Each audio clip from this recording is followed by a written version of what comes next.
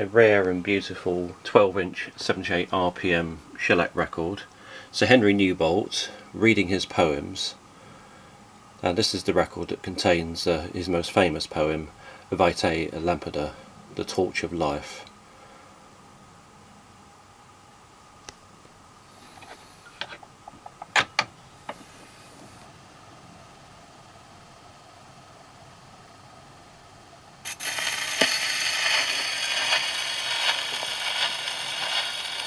Vitaï Lampada, The Torch of Life. There's a breathless hush in the close tonight, 10 to make and the match to win, a bumping pitch and a blinding light, an hour to play and the last man in. And it's not for the sake of a ribbon coat or the selfish hope of a season's fame, but his captain's hand on his shoulder smote. Play up, and play the game. The sand of the desert is sodden red, red with the wreck of a square that broke. The Gatling's jammed and the colonel dead, and the regiment blind with dust and smoke. The river of death has brimmed his banks, and England's far and honour a name. But the voice of a schoolboy rallies the ranks. Play up, and play the game. This is the word that year by year, while in her place the school is set, every one of her sons must hear, and none that hears it dare forget. This they all with a joyful mind bear through life like a torch in flame, and falling fling to the host behind. Play up, and play the game.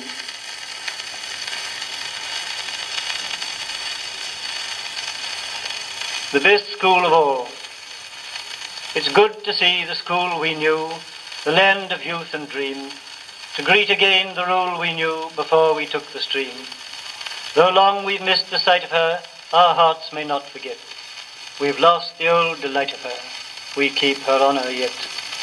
We'll honour yet the school we knew, the best school of all.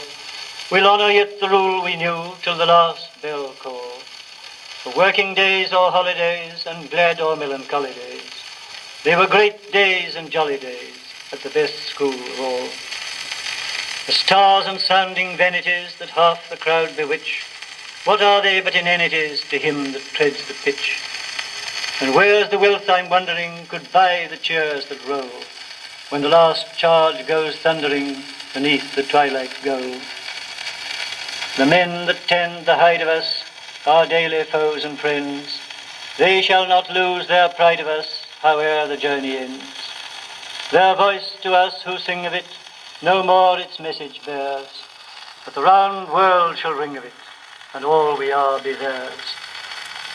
To speak of fame, of venturies, there's little here can bide, but we may face the centuries and dare the deepening tide. For though the dust that's part of us to dust again be gone, yet here shall beat the heart of us, the school we handed on. We'll honour yet the school we knew, the best school of all. We'll honour yet the rule we knew till the last bell call. For working days or holidays, and glad or melancholy days, they were great days and jolly days at the best school of all.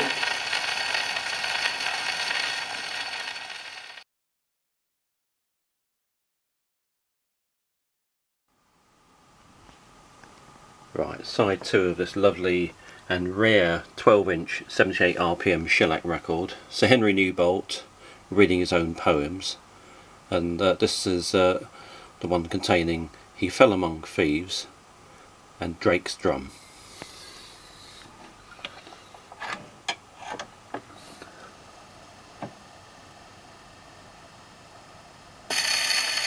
He fell among thieves. Ye have robbed, said he, ye have slaughtered and made an end. Take your ill-got plunder and bury the dead. What will ye more of your guest and sometime friend? Blood for our blood, they said. He laughed. If one may settle the score for 5, I'm ready, but let the reckoning stand till day. I have loved the sunlight as dearly as any alive. You shall die at dawn, said they. He flung his empty revolver down the slope. He climbed alone to the eastward edge of the trees. All night long in a dream untroubled of hope, he brooded clasping his knees. He did not hear the monotonous roar that fills the ravine where the Yassine River sullenly flows. He did not see the starlight on the Lasper hills or the far Afghan snows. He saw the April noon on his books aglow, the wisteria trailing in at the window wide. He heard his father's voice from the terrace below, calling him down to ride. He saw the grey little church across the park, the mounds that hide the loved and honoured dead, the Norman arch, the chancel softly dark, the brasses black and red. He saw the school close, sunny and green, the runner beside him, the stand by the parapet wall, the distant tape and the crowd roaring between, his own name over all. He saw the dark wainscot and timbered roof, the long tables and the faces merry and keen, the college eight and their trainer dining aloof, the dons on the dais serene. He watched the liner's stem ploughing the foam.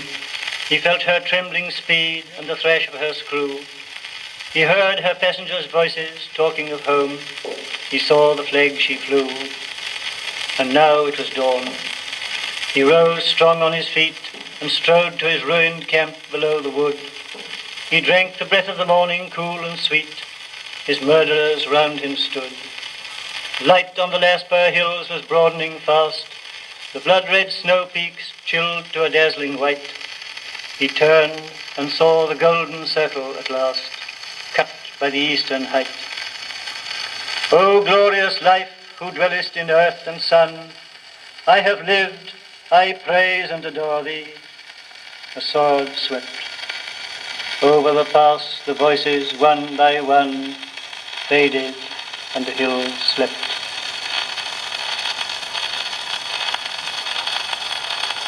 Drake's drum. Drake, he's in his hammock and 1,000 mile away.